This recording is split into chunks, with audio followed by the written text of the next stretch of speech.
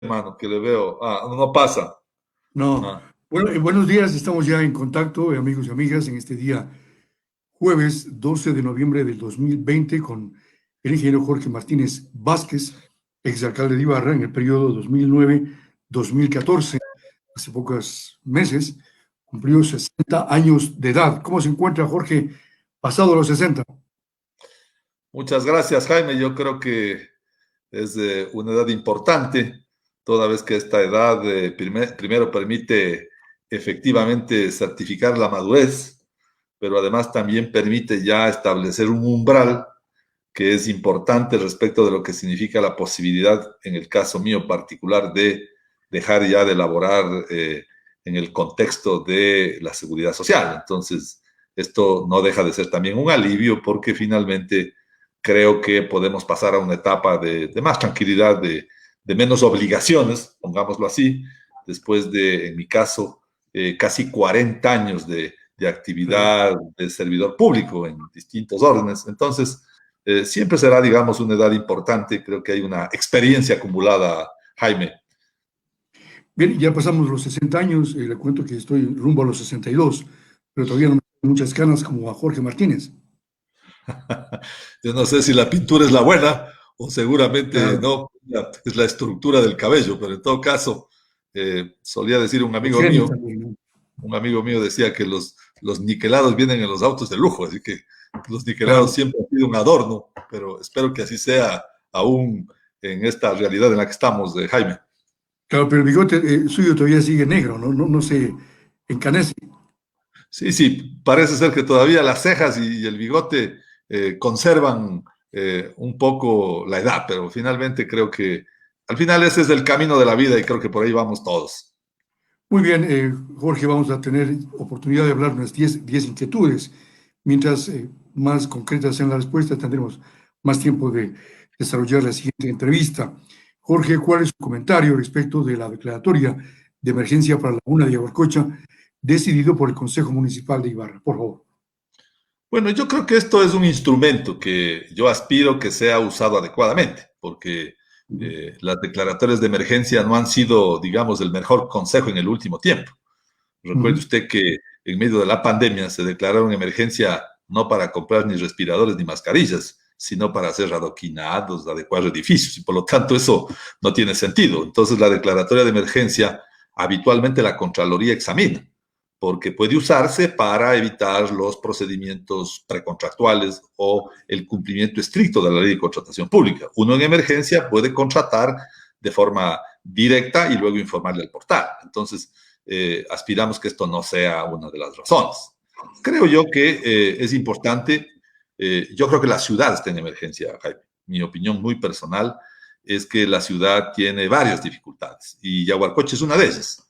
Este paisaje, este patrimonio que tenemos los ibarreños, los imbabureños, ¿qué ciudad desearía tener a 5 minutos un lago en estas características? Entonces, la emergencia, si viene acompañada de un conjunto de acciones y de intenciones, puede ser muy positiva para recuperar Yaguarcocha. Yo quiero señalarle que nosotros declaramos una emergencia. Sí, me Esta imagino. emergencia vino acompañada de cerca de 3.54 millones de dólares del gobierno nacional. Esto es lo fundamental. Recuerde usted que a mi declaratoria de emergencia de la ciudad, el presidente Correa hizo una declaratoria de emergencia del gobierno nacional a través del Ministerio del Ambiente. Entonces, esto es lo que hay que lograr. En esa época estaba Segundo Fuentes al frente de la Dirección Ujú. Zonal de Ambiente y acompañamos un programa ambicioso, porque lo importante es declarar de emergencia teniendo una propuesta. O sea, no se trata de declarar de emergencia porque la emergencia es un deporte. No, no, no, no.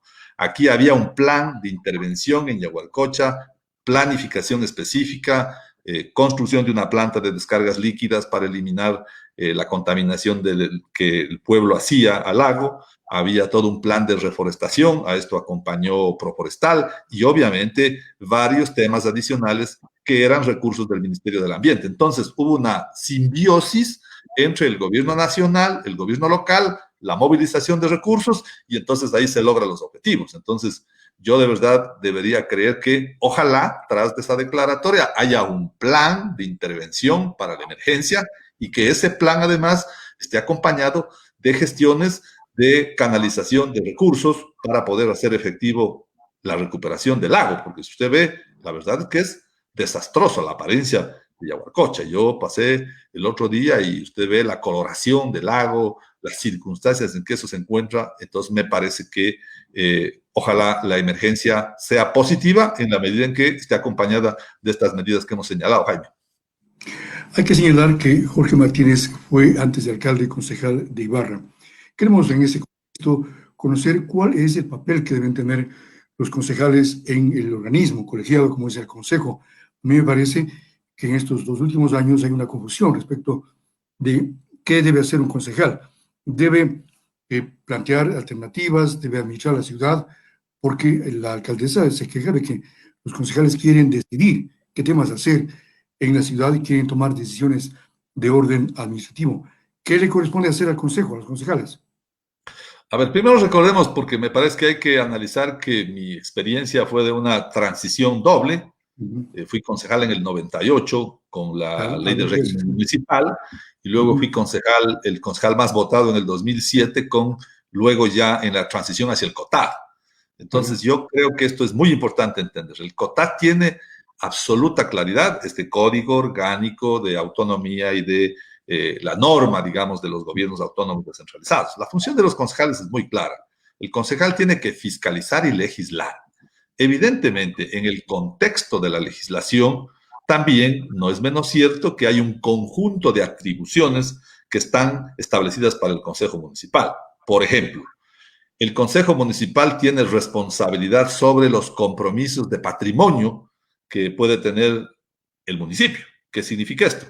Que si el alcalde tiene interés en comprometer una deuda, una inversión, lógicamente necesita la aprobación del Consejo Municipal para poder tomar un endeudamiento con el Banco del Estado para un proyecto de mercado, de terminal, de adoquinados, de relleno sanitario, de adquisición de equipamiento urbano o cualquiera que este sea.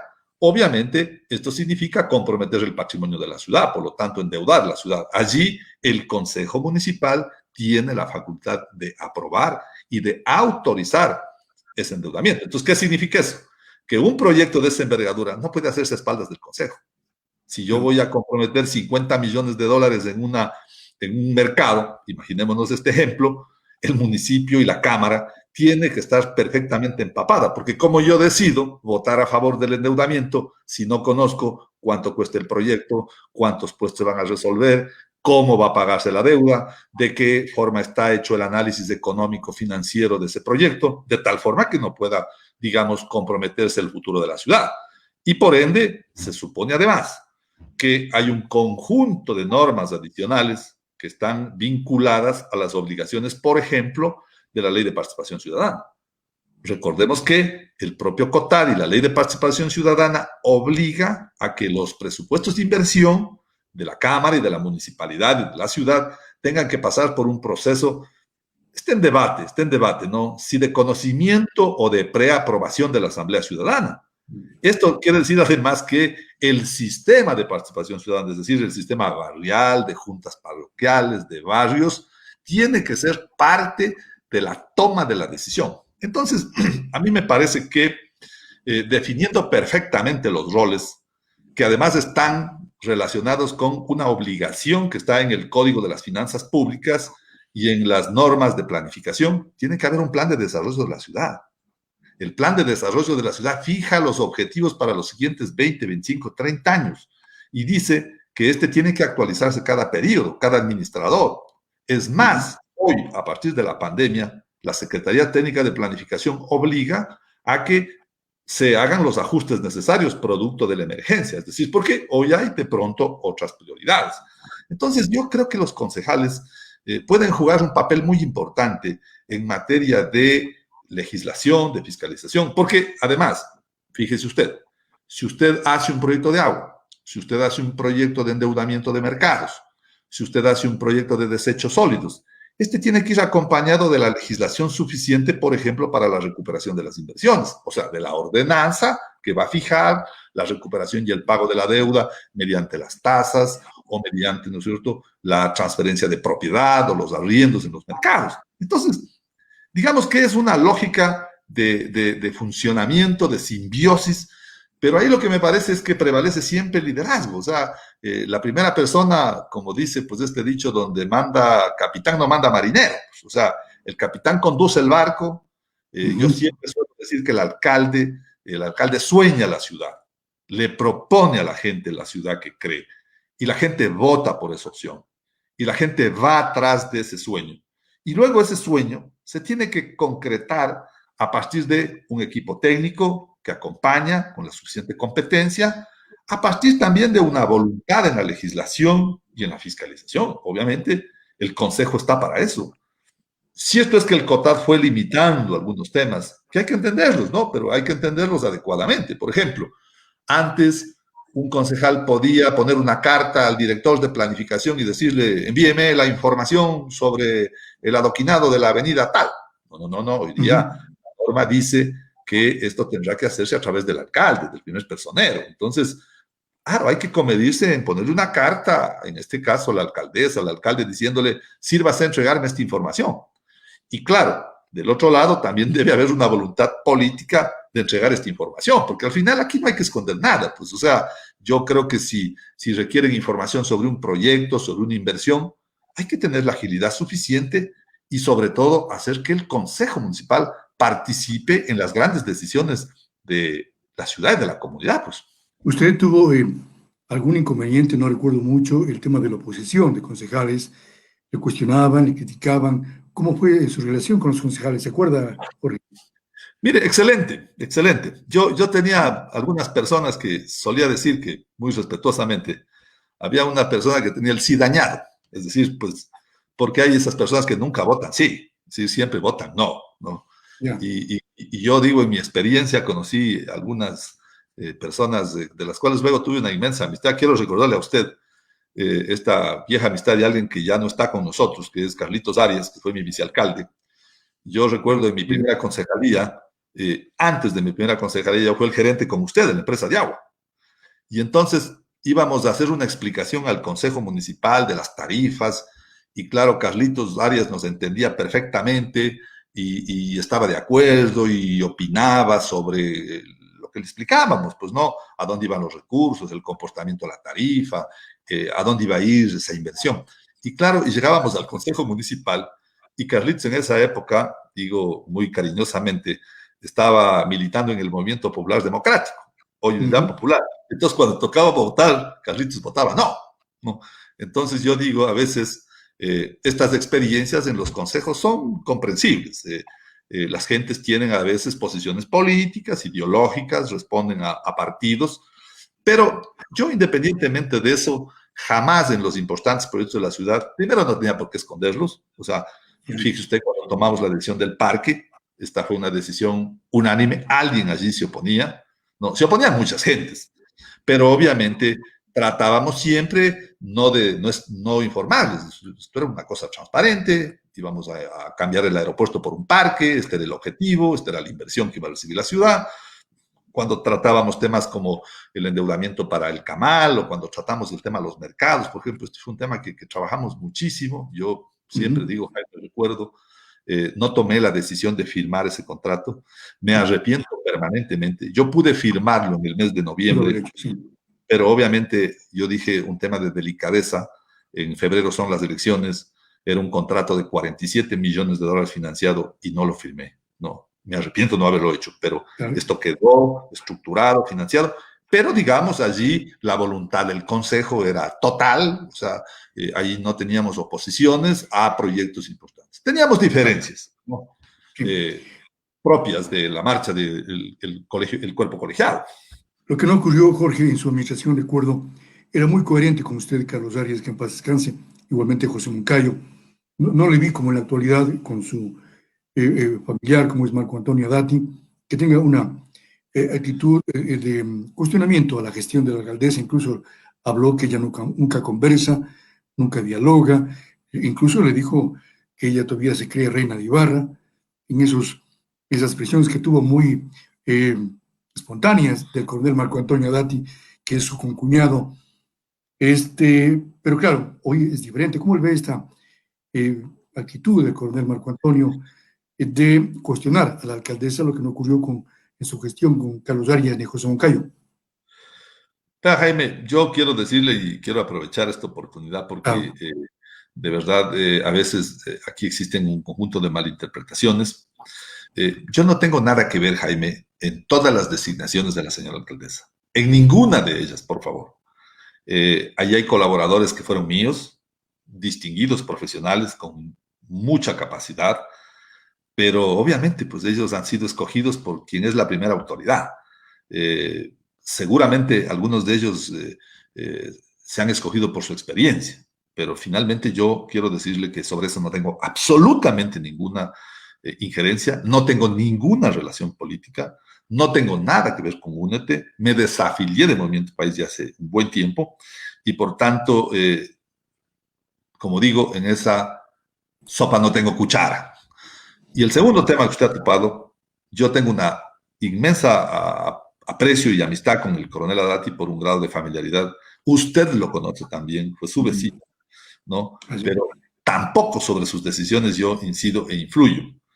Es más, yo desde el punto de vista de la comprensión de algunos temas, puedo decir que tengo diferencias muy grandes, ¿no? Yo vengo de una posición que es pública, el país la conoce cuál es mi tesis ideológica, yo vengo de la izquierda, del socialismo y por tanto mi identidad va por allí, pero obviamente y yo como el que más respeto, pero tampoco infiero ni tengo que ver con sus decisiones, ¿no? Tengo una relación familiar muy normal, la relación con sus hijos, usted entenderá, son sobrinos políticos míos y de mi esposa, Claro. pero nada más que eso, nada más. No incido en nada, ni doy opinión, pero ¿qué digo al respecto? Yo creo que a veces ese es un tema que tiene que zanjarse internamente. Yo lamento las cosas que ahí se han señalado. Imagínese usted acusaciones de corrupción, de diezmos, Claro. ¿no?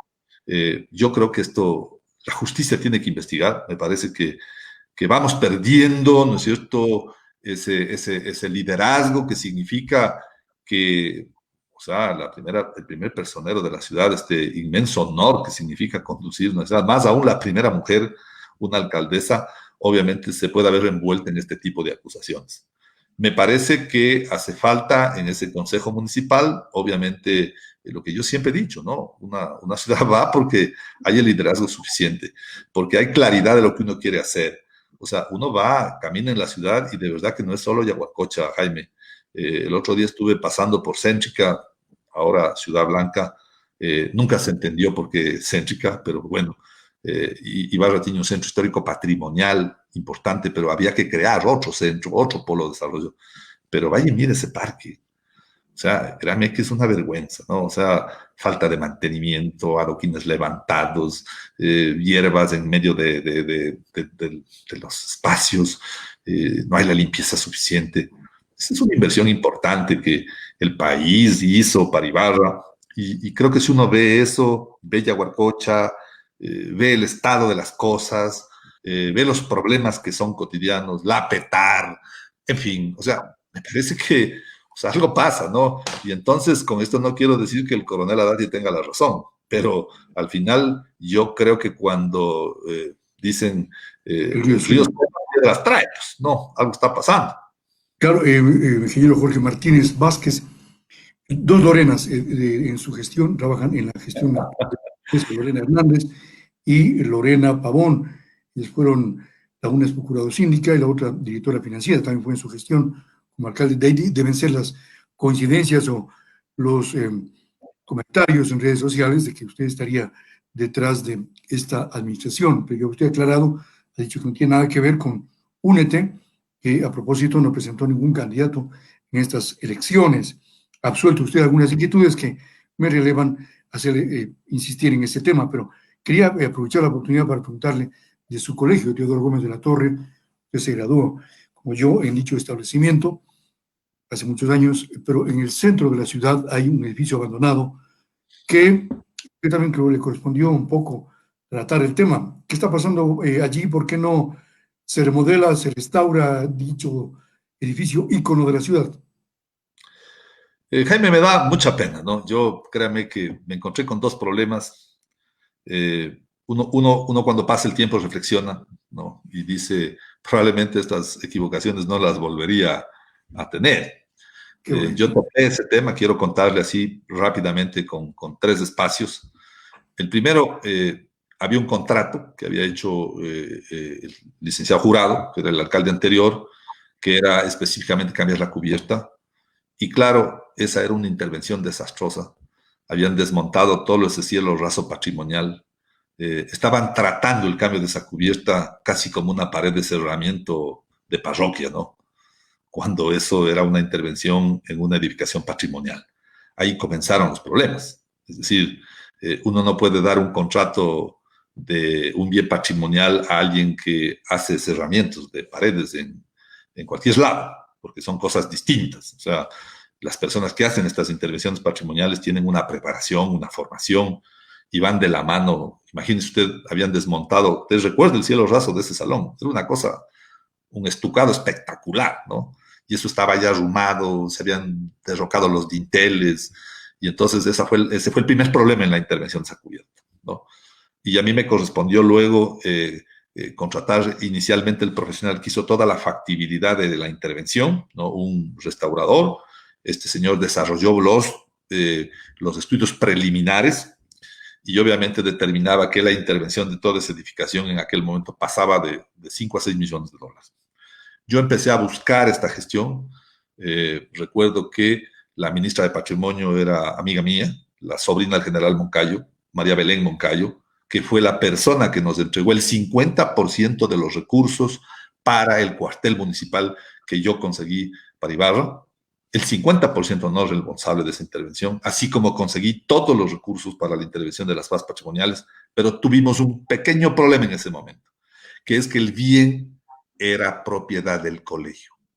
Y entonces eso dificultaba que el municipio pudiera realizar una intervención allí. Es una pena decirlo. Recuerdo que me reuní con las autoridades, porque luego conseguí otro financiamiento. Yo le había convencido a la ministra de Defensa, a María Fernández Pinoza, que pudiéramos hacer una intervención conjunta con las Fuerzas Armadas. Estaba aquí, en Atuntaqui, el general Wagner Bravo, y el general Wagner Bravo quería que pudiéramos restaurar toda la edificación y compartir con las Fuerzas Armadas. La idea era retomar primero la parte del Torreón y hacer una especie de cambio de guardia permanente allí, como se tiene en el Palacio de Gobierno en Quito o como se hace en la zona militar en Guayaquil, en esa casa patrimonial que está en la 9 de octubre. Y claro, todo esto, digo, lamentablemente se dificultó por esta razón, por una razón de que la propiedad, recuerde usted que la ley en aquel momento impedía inversiones públicas en propiedades privadas. Y entonces ahí había un debate de si el Teodoro era de el Ministerio de Educación o de si el Teodoro era de los profesores o de la entidad como tal. Ahí hay un problema de donación que viene desde el inicio de la donación de esa institución por parte del patrón, el coronel Teodoro Gómez de la Torre. Entonces, fue una pena, pero por lo menos dejamos los primeros elementos de esto, ¿no? Yo siento que bueno, pasó una administración más, no ha pasado nada. Vamos camino a media administración y tampoco pasa nada. Ojalá haya la voluntad, ¿no? A mí me parece que allí se debería pensar en una especie de combinación de emprendimiento entre público y privado, porque tampoco es que los bienes patrimoniales, digamos, si es que el Estado, la municipalidad no pone sus recursos, son muy difíciles de levantar. Fíjese usted el cuartel, o sea, el cuartel es una infraestructura maravillosa, hermosa, quizás es el edificio republicano, patrimonial de la ciudad más importante, y creo que su restauración, su rehabilitación costó mucho, y sostener un proyecto cultural es muy complicado. Es muy complicado porque primero cuesta y hay que tener los recursos necesarios. Entonces creo que el Teodoro Gómez tiene que pensarse en un espacio así, ¿no? Una combinación quizás de algunos elementos comerciales, se podría pensar, desarrollar un proyecto de esos que pueda de alguna manera hacer sustentable su restauración. Y le digo, esto es una pena, ¿sabe por qué? Porque históricamente, cuando yo fui dirigente del Círculo Estudiantil en el año 77 que me graduaba, Sí, me acuerdo. También pudimos acceder a un recurso del general Lloro Franco, que era exalumno del colegio. Y no quiero decirle, ¿no? Hay un alcalde que devolvió la plata. O sea, ahí se montó un proyecto. Era un proyecto que recuperaba toda la edificación, construía una L entre la calle Sucre y obviamente la calle Flores, ¿sí? Y en la esquina se recuperaba una biblioteca provincial, que era la biblioteca del Teodoro, más la biblioteca de la Sociedad de Artesanos. Bueno, en esa época no, las computadoras no tenían el valor que hoy día tienen, pues entonces la gente, recuerde usted cuántas veces fuimos a consultar los libros en la biblioteca física con los libros. Ahora ya todo esto es virtual, pero ese era el proyecto, ¿no? Y se recuperaba. El general Lloro Franco asignó los recursos. Y la tragedia también es que la municipalidad en aquella época no lo ejecutó y terminó sin gastar esos recursos para recuperar el Teodoro. Así que esperemos que Claro. no sé qué habrá que hacer, no sé qué habrá que hacer, pero de todas formas, yo siempre deseo que esta vieja casona histórica, además, su ubicación extremadamente estratégica, ¿no? Pueda, digamos, recuperarse y se hagan los esfuerzos necesarios, Jaime. Bien, vamos a seguir avanzando en esta entrevista con Jorge Martínez Vázquez. Hemos hablado de Yaguarcocha, hemos hablado del tema del papel de los concejales. Le quería preguntar, Jorge, respecto de una decisión que tomó la alcaldesa hace pocos días de destituir al registrador de la propiedad y a pedir también en una marcha con megáfono en mano remanentes del registro de la propiedad al municipio. Esta es competencia del municipio. El registrador tiene, o el registro de la propiedad, que transferir recursos al municipio. Oiga, usted me recuerda a un alcalde que marchaba con un rótulo y con la banda atrás. No, también, Claro, amigo suyo y mío. No, sí, sí. sí, Este es un tema de estilos, ¿no? Este es un tema de estilos. La verdad es que, pues también dicen que los pueblos tienen las autoridades que se merecen. Sí, pero bueno, mire, el registro de la propiedad es una entidad en donde hay una competencia compartida, para ponerla así, o complementaria. Creo que se llama concurrente.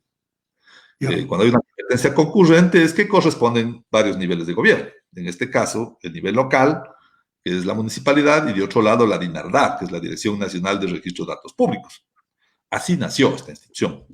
Y claro, en aquella época decía que los excedentes del registro deberían obviamente antes devolverse a la DINARDAT. Esto era lo más grave. O sea, antes, si el registro tenía utilidad, esos valores iban a la DINARDAT, a Quito, centralismo. Por eso es que yo diseñé el edificio. Así que yo soy actor de algunas cosas que algunas no se terminan todavía, sinceramente, porque yo Bueno, planifiqué la ciudad. Yo planifiqué la ciudad. Entonces, cuando yo responsable, ¿no? ese registro de la propiedad iba a tener una plata que se iba a regresar, dije, yo no hago que se regrese. O sea, hago que esos excedentes vayan a construir su propio edificio.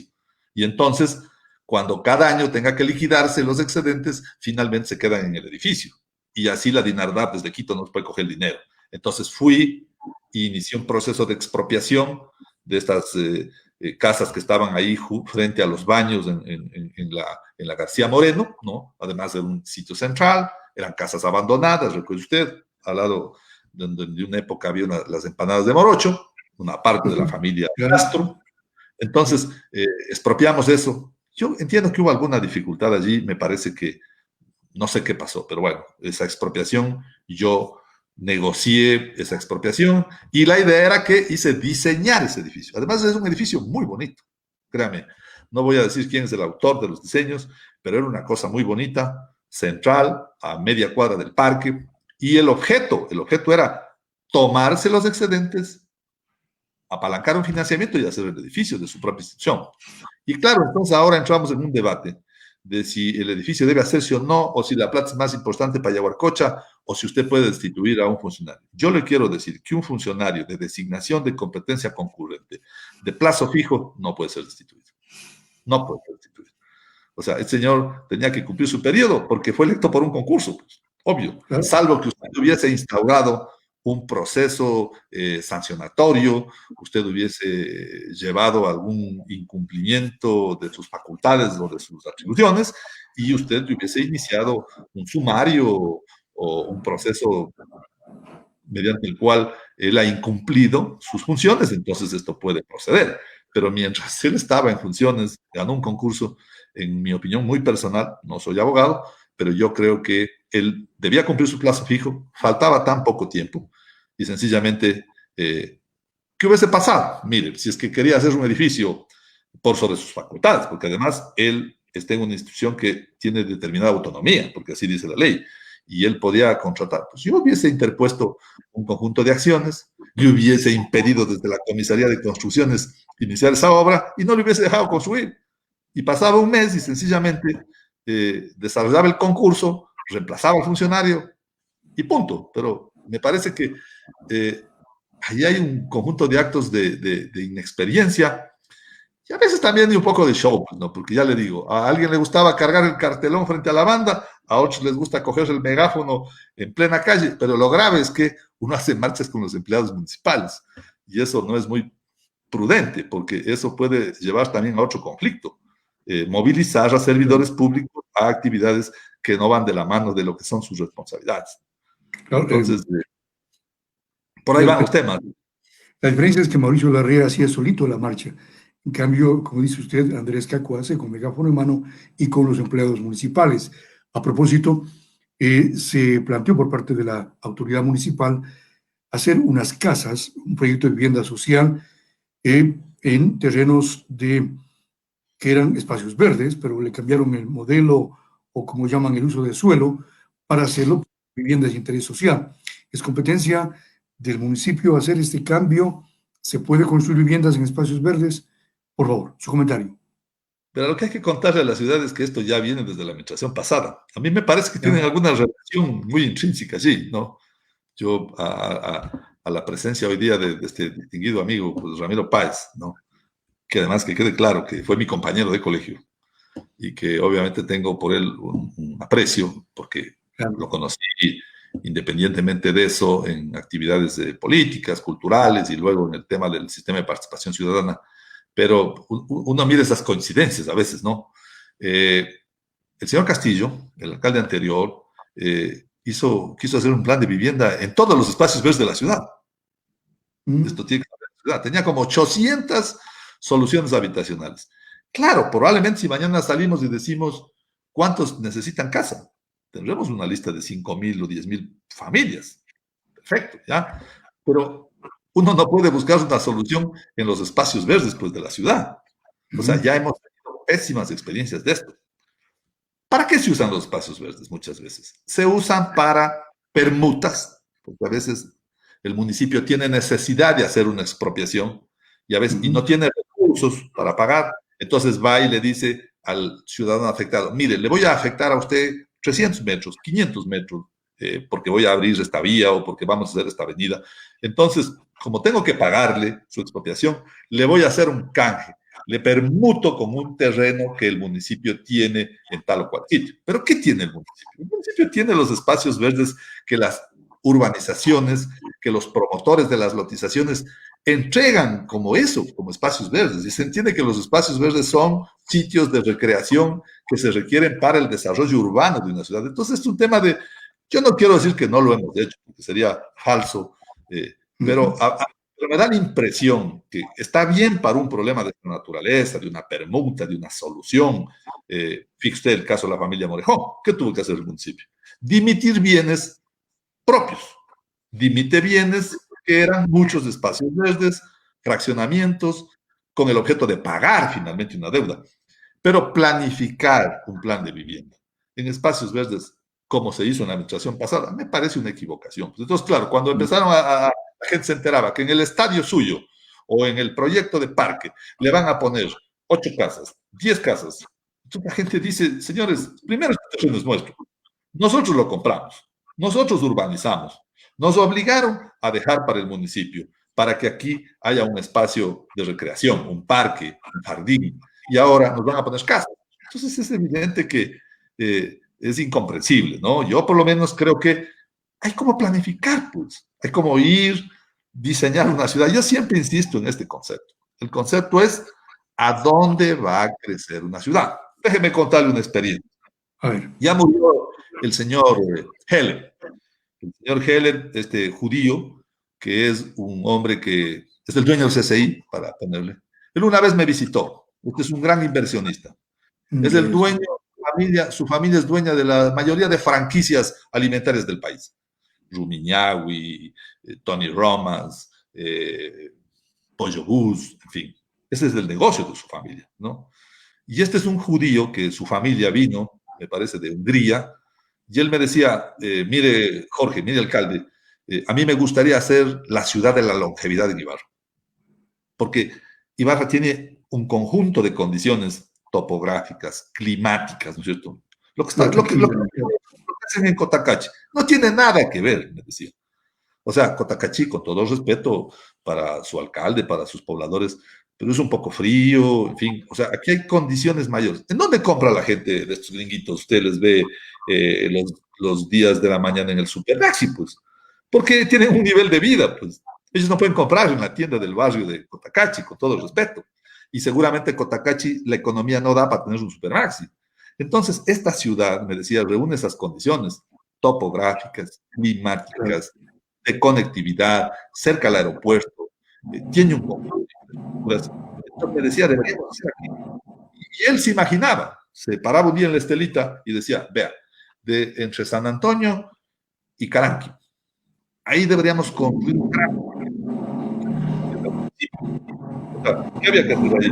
Ir a comprar esa tierra, ir a expropiar, comprar esa tierra y desarrollar un proyecto. Entonces yo creo que el municipio, sus planes de vivienda, tiene que hacerlos así. Y puede hacerle al dueño del terreno socio, pues le puede decir, vea, usted va a contribuir con su terreno, vamos a hacer un plan de vivienda, porque esto finalmente se va a entregar a personas. Estas personas se van a entregar al banco, van a usar los créditos del gobierno nacional. Entonces usted mañana va a cobrar su terreno y listo. Para eso sirve un avanzado, no para irse a poner casas, obviamente, en los espacios verdes. O sea, me parece que falta, o sea, yo no sé si traen unas personas que o no son de aquí, ¿no? O no conocen la realidad, o sencillamente falta mucha iniciativa para dirigir lo que hay que hacer.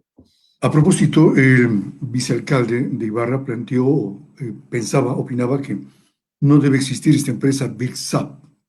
¿Cuál es su criterio, Jorge Martínez Vázquez? Mire, o sea, las cosas tienen una razón de ser. Yo le escuché sus declaraciones. Entonces él decía, esta es una empresa que le cuesta, no sé, creo que dijo $300,000, usted me corrige, trescientos Sí, mil sí, por dólares ahí. al año, no produce nada, no hace nada. Entonces, o sea, lo que no hace nada, pues, mi querido Jaime, es como la basura, ¿no es cierto? O sea, lo que no sirve, se desecha. Se recicla lo que se puede. O sea, esto es enorme, ¿no? Entonces, yo obviamente, yo tengo una comprensión distinta. Yo siempre digo que, por ejemplo, las empresas públicas tienen que ser eficientes. Mire usted, ponemos siempre de ejemplo, y esto porque a mí me ha tocado conocerla, la conozco desde dentro, trabajé con ellos, las empresas públicas de Medellín. Esta es la empresa pública, ¿no es cierto?, que vende 7 negocios, es 100% municipal. Vende agua, administra el sistema de alcantarillado de Medellín, recuperó el río, que es Medellín, tiene los sistemas de telecomunicaciones, tiene telefonía fija, tiene telefonía móvil, ¿verdad? Tiene internet. O sea, entonces es la empresa de energía. Esta empresa le arroja al municipio de Medellín más de $100 millones de ingresos anuales. Con esos 100 millones, el municipio hace las obras en Medellín. Fíjese que esta empresa es la que financia los alumbrados navideños en el río. Esos alumbrados cuestan $7 millones, pero reciben la visita de 15 millones de turistas. Entonces, ese holding de empresas que tiene servicios, usted en Medellín, usted puede comprarse un computador y pagar en la tarifa de la luz. Usted puede comprar una cocina en un almacén y pagar en las cuotas en la planilla de servicios. Entonces, yo creo que este modelo, que es una de las mejores empresas de Sudamérica, ha ganado algunos premios, ocupa, siempre está entre las 10 mejores empresas públicas y es municipal. Este debería ser un ejemplo. O sea, entonces podríamos tener un gran holding de empresas, porque mire lo que tiene la municipalidad. Tiene agua, tiene BIDSAP, ¿cierto? Debe tener una empresa de aseo, de calles.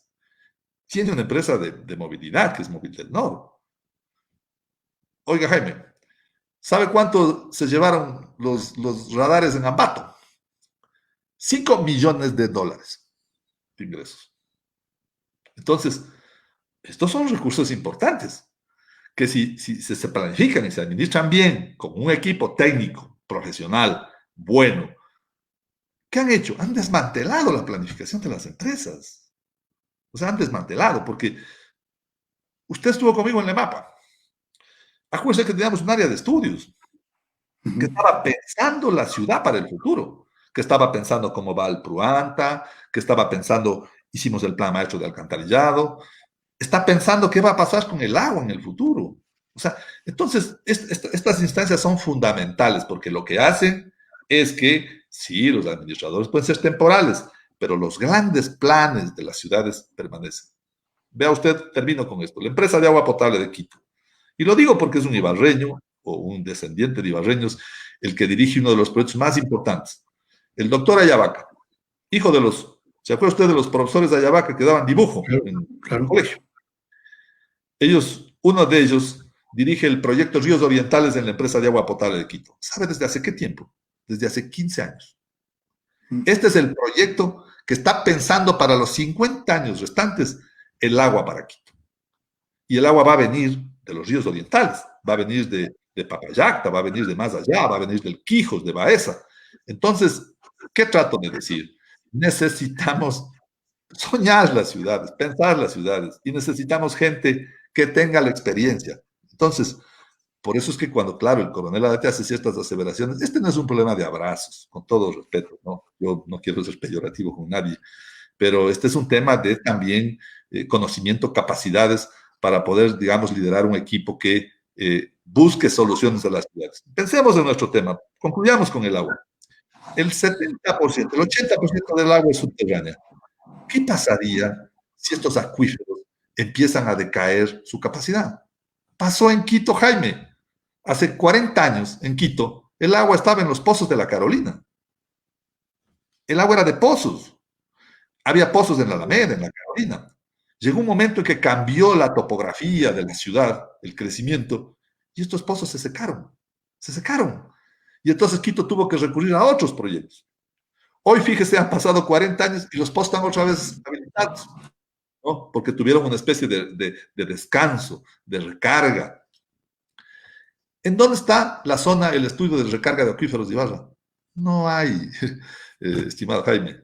Yo tuve 6 meses de viceministro técnico de la CENAGUA y estuve interesado en conseguir un crédito del BID de $16 millones para un estudio de aguas subterráneas en el país. Y porque me interesaba precisamente las ciudades, me interesaba Yobamba, tiene un tema parecido. Hay ciudades de la costa donde el 90% del agua es subterránea. Ibarra es uno de ellos. Entonces, no se trata de pasar dando abrazos ni sembrando arbolitos, Jaime. O sea, hay que pasar por las instituciones, sentando precedentes, fijando líneas de planificación, porque los servicios en las ciudades no se acaban con un periodo. Y es más, cada día la población crece, la demanda aumenta y obviamente hay que ir pensando en las soluciones. Tengo 2 inquietudes finales para ir concluyendo esta entrevista interesante con Jorge Martínez, exalcalde de Ibarra, en el periodo 2009-2014. El tema del relleno de San Alfonso. Hay una demanda contra el municipio por el tema de la contaminación ambiental. Este relleno se hizo en su administración, Jorge, y también, según Marcos Martínez, que usted lo conoce, ha dicho que también está para ser, no sé, indagado, investigado la alcaldía de Jorge Martínez sobre este tema de la contaminación ambiental. Oiga, a mí me parece que no sé, bueno, mi pariente no es, no, dejo también en claro, pero me parece que tiene una fijación sobre varios temas. Hay mucha gente que tiene una fijación sobre varios temas. Imagínese usted, verá, déjeme concluir. La primera licencia ambiental de un relleno sanitario en Ibarra obtiene mi administración. O sea, nunca antes, ni con Jurado, ni con Mauricio Lerra, había licencia ambiental. La primera. Respuesta concreta. Así, si me preguntarían en un juzgado, señor, les diría, tengan la bondad de presentar la licencia ambiental. Y yo presentaría la primera que tiene Ibarra. que es la autoridad ambiental. Yo fui presidente del AME, pues, mi querido Jaime.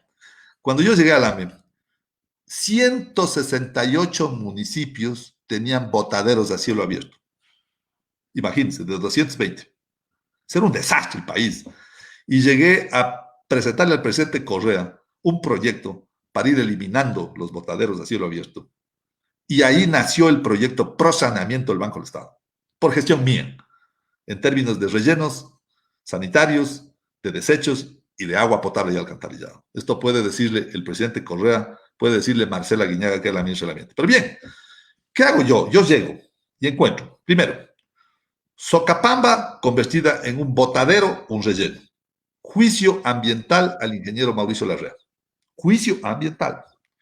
Segundo, 4 recolectores en estado calamitoso. O sea, un día se dañaban 2, medio Ibarra se quedaba sin recolección. Había un deshuesadero de equipo caminero allí, que era una vergüenza, que además era regalado, prestado del METOB, del Ministerio de Relaciones. Y entonces, y un terreno comprado por el licenciado Jurado a las comunidades afroecuatorianas. No es que las comunidades afroecuatorianas aquí salían afectadas. Ellos vendieron su terreno. Y la historia, Jaime, es muy importante. A las comunidades afroecuatorianas de Chota, Juncal, ¿no es cierto?, y Carpuela, esos terrenos les entregó el Estado ecuatoriano porque no tenían espacio en su territorio para crecer la frontera agrícola. Y era lógico, pues estaba el río, ya no había dónde, les entregaron. Y un grupo de esos ciudadanos le vendió al municipio. Esto tienen que decir también mis hermanos afroecuatorianos con el corazón en la mano. Le vendieron 60 y pico hectáreas para que el municipio haga el relleno. Le vendieron lo que les regalaron. Punto. Segundo tema. Yo llego y lo primero que hago es empezar a construir el relleno. Yo construyo el relleno sanitario, ¿cierto? Me gasto el dinero, 3.5 millones de dólares y un sistema calamitoso de desechos. Compro 10 recolectores para Ibarra. Hasta ahora andan. Solo han repuesto 2. 10. Compro todo el equipo caminero para el relleno sanitario.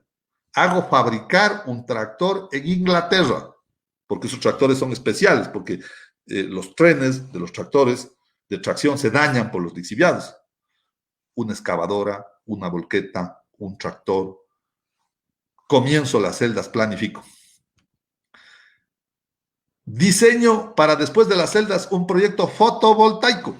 Tengo la primera concesión para montar un proyecto fotovoltaico que una vez que se cierren las celdas, se pongan paneles para generar.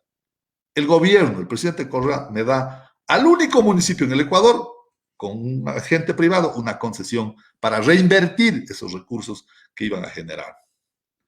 Fíjese que hasta ahora ni siquiera saben en el municipio que hay un pedazo de terreno ahí que está condicionado a la sociedad de una empresa. Ni siquiera lo han deshecho. Entonces, si a mí me llevan a ser un honor explicarles primero lo que hay que hacer, ¿no? Y esto era, digamos, administrar la crisis, administrar un sistema de recolección crítico, darle recolectores, volverle limpia la ciudad, construir el relleno, tratar los desechos peligrosos. Ahí se construye un sistema de recirculación de los lixiviados. Y eso no fue todo. Yo dejé firmando el contrato para la primera planta de desechos de la ciudad, que se iba a instalar allí en la zona junto a los centros de tolerancia. ¿Sabe qué hizo el señor Castillo? Deshizo la declaratoria de utilidad pública y entregó una urbanización a un grupo de carechenses ahí al lado. Y luego asomaron otros cabarets, otros centros de tolerancia, ¿no? Entonces, créame que allí hay que trabajar en una visión. Las ciudades hoy tienen que pensar en plantas de procesamiento. Llevé 14 alcaldes en Lame por una invitación del ministro Calahorrano, embajador de los Países Bajos, después de haber sido ministro de Electricidad. Llevé 14 alcaldes a mirar el incinerador de Ámsterdam con la señora Soledad Barrera, gerente del Banco del Estado, el responsable de desechos del Ministerio del Ambiente. Fíjese usted, con esto termino en este tema, Ámsterdam tiene un incinerador 100 años atrás. La basura del Reino Unido, de Inglaterra, llega en unas barcazas y se quema en Ámsterdam y produce 200 megavatios de energía. Yo siempre me he preguntado, ¿por qué es que no podemos hacer estas cosas? Entonces uno empieza a pensar, ¿quiénes están haciendo plata con el reciclaje? Porque antes había unos señores que recogían en unos carritos, ¿no? Ahora tienen una flota de camiones. Yo le pregunté esto a Augusto Barrero un día en Quito, ¿no? Y me dijo, oye, es que los que trasladan la basura financian las campañas de los alcaldes, ¿no? Porque uno se pregunta, en ciudades de este tamaño, por ejemplo, Quito, 2.500 toneladas diarias. ¿Cómo es que no hemos podido? Yo le puedo indicar a usted, Jaime, en Etiopía, en Addis Abeba, en el África, hay una fábrica de procesamiento de generación de energía. Entonces, claro, aquí yo empecé a trabajar, le podría contar muchas cosas más. Claro. Calahorra me entregó unos recursos para montar la planta y el diseño de la mancomunidad. El Ministerio de Electricidad nos financió los recursos para montar el prediseño, la prefactibilidad y la factibilidad de la planta para la provincia de Imbabura y la mancomunidad. ¿Y sabe con qué nos encontrábamos? Había alcaldes que decían, no, yo manejo muy bien mis desechos. Por tanto, yo mis 50 toneladas, te voy a dar 25 para la planta.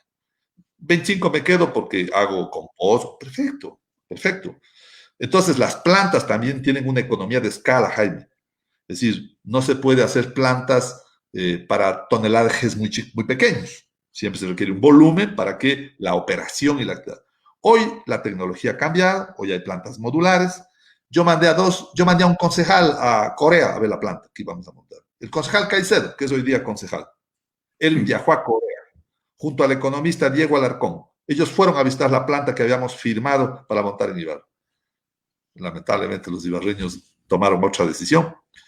Y claro, yo creo que se hubiesen podido hacer muchas cosas por la ciudad y se pueden hacer. Finalmente, Jorge Martínez, ¿cómo ve la ciudad? ¿Hay planificación? ¿Hay obras en año y medio? ¿O todo está por realizar? Yo tengo que decirle con mucha pena, que es que qué obras hay. Perdóneme. O sea, creo que inauguraron el anillo vial de la administración pasada. Sí. Además, siempre es importante dialogar con usted.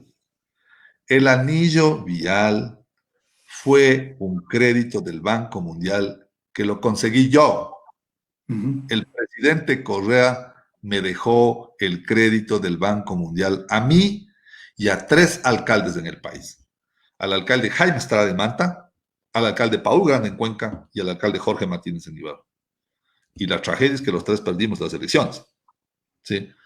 Y entonces, claro, ¿qué estaba planificado? Estaba planificado Puente de los Molinos, acceso a Yaguarcocha, lo que estamos hablando, ¿no? O sea, lo que estamos hablando. Es decir, yo creo que, o sea, Yaguarcocha, y empezamos por ahí, obviamente es un tema integral, es una visión integral lo que hay que hacer allí, pero señalaré diciendo que me encuentro que hay dificultades, ¿no? Céntrico un desastre, Yaguarcocha con problemas, el mercado Amazonas no arranca, no veo claridad en el proyecto Teodoro Gómez, hay muy pocos esfuerzos por resolver los temas de la ciudad.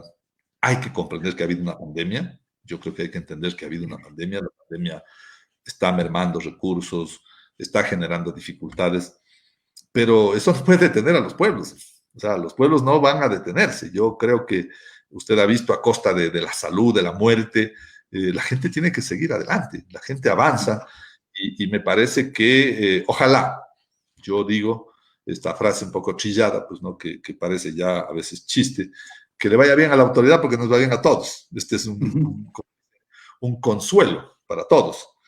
Aspiremos que, no sé, refrescamiento, estos acuerdos políticos nuevos, de los cuales no tengo nada que ver, ¿no? Las Lorenas eran muy buenas, son muy buenas amigas mías, no tengo absolutamente nada que ver. Hay otros que también son de mis administraciones, pero no tengo nada que ver en su decisión, no tengo absolutamente nada que ver en las opiniones del coronel Aratí, pero claro, deseo que este remesón, ojalá haga que se rectifiquen cosas en beneficio de la ciudad. Y si podemos contribuir, de verdad, con un granito de arena a varios temas, tenga la seguridad que estaremos allí. Yo por lo menos no soy ni invitado. Oiga, Jaime, créame que llevo 7 años sin visitar el municipio, porque nunca me invitan. Me invitaron al acto de posesión. Supongo que fue el coronel Adati por un tema de familiaridad, ¿no? De ahí, antes yo por lo menos estilaba a los exalcaldes invitarles a los actos protocolarios, pues no, o sea, yo el 28 de septiembre me preocupaba de que al señor mayor Galo Larrea Torres, difunto, al arquitecto Marco Almeida, al ingeniero Marco Mauricio Tafur. Larrea, o sea, a Marco Tafur, al licenciado Pablo Jurado, o sea, le lleguen las invitaciones, pues porque yo creo que, o sea, estos me parece que son actos elementales de cortesía, el 28 de septiembre, el 17 de julio, las fiestas del retorno, o sea, porque me parece que son actos en los cuales, ¿no es cierto?, independientemente de nuestras posiciones políticas, lo que terminamos, ¿no es cierto?, es reencontrándonos en una visión de ciudad que todos queremos, pues, o sea, nosotros los teodoristas o los exalumnos de este Teodoro Gómez, ¿cómo no vamos a quererle ver a este Teodoro Gómez recuperado? Claro que nos interesa y claro que cualquier iniciativa la vamos a apoyar, ¿no es cierto? Tendremos la sensibilidad suficiente de decir y entender si hay que hacer seguramente un proyecto entre público, privado, algo comercial, porque caso contrario va a seguir deteriorándose, se va a seguir echando a pique y entonces estaremos para apoyar. Y creo que esa será siempre nuestra posición, Jaime. Pero no, finalmente, no está de acuerdo usted con una remoción de la alcaldesa, con una revocatoria del mandato. Usted nunca participaba mucho de estas cosas, ¿no? Verá, se acuerda que había un señor Chachalo que decía mis revocatorias, ¿no? Orientado hacia Rodrigo otros Chachán. lados. Sí, él era un hombre. Yo era siempre muy respetuoso. O sea, yo creo que esos son espacios que la democracia pone.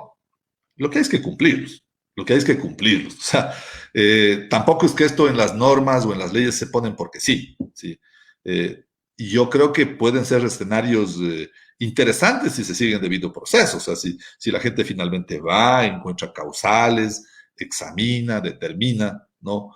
O sea, pero claro, mire, yo querría comparar mi obra pública con algunos de estos ciudadanos ahora, ¿cierto? O sea, fíjese que le decía, el Camal, el equipamiento del Camal, estimado Jaime, con ciudadanos, está embodegado 5 a 6 años. Las máquinas italianas embodegadas, por favor, una infraestructura física construida. ¿Cómo no puede haber capacidad para, o sea, seguridad alimentaria? La carne que comemos los ecuatorianos, según informes del Ministerio de la Producción, tiene altos grados de contaminación de cisticercosis. O sea, hay sitios en donde el faenamiento clandestino es más del 60%. Entonces, eso es seguridad alimentaria, eso es calidad de la alimentación de la gente. ¿Cómo no puede culminarse? Entonces, si usted me pregunta, ¿por qué? Yo no me explico. Falta 1 millón, faltan 2, pues falte lo que falte. Entonces, es eso así. Es Yaguarcocha, es el Camal, ¿no es cierto? Mire, dejamos una cosa interesantísima para Yaguarcocha. Un túnel de acceso, un segundo acceso por la Universidad Católica. Retomarlo. ¿Sabe quién nos iba a prestar el topo, el perforador? El Toachi Pilatón. Tiene un perforador. El ministro, Albornoz, me lo prestaba para hacer la perforación de ese túnel. Está ahí. Está en Santo Domingo de los Áchilas.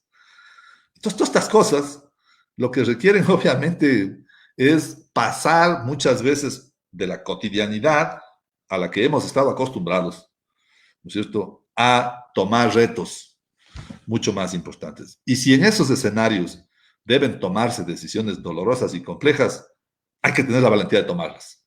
Hay que tener la valentía de tomarlas siguiendo el debido proceso. Pero claro, también que la democracia pone, porque elegimos una autoridad. Sí es. Muy bien. Jorge Martínez Vázquez, gracias por la entrevista. No se pierda y ojalá nos encontremos en estos caminos de la ciudad de Ibarra. Muchas gracias, Jaime. Siempre es un placer dialogar con usted. Muchos saludos a todos. Gracias. Buenos días. Muy bien. Jorge Martínez Vázquez, exalcalde de Ibarra, periodo 2009-2014, en esta entrevista amplia en expectativa. Amigos, amigas, mañana más entrevistas, más noticias. No se pierdan. Les vaya bien.